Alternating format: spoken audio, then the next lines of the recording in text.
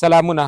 نوروز امید دا وخت په هانګو کې د خره شپله سره ستاسې درانه خدمت ته حاضر شوی یم.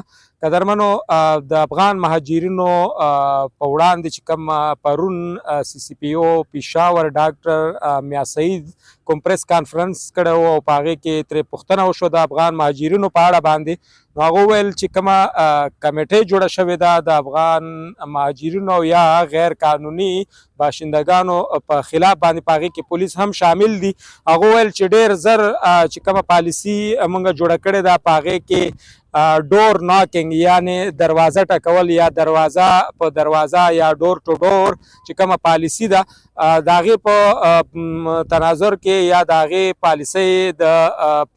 پالیسۍ لاندې به چې دی موږ کور په کور ګرځو او د افغان مهاجرینو په خلاف په ټول پېښور بلکې ګرده پښتونخوا کې په ټولو ښارونو کې چې دی عملیات ترسره کوو او هغه افغانان او هغه غیر قانوني باشندگان به خپل ملک ته ډیپورټ کولی کیږي کم چې په دغه ملک کې د دوی پولیسو ته لاسته ورځي.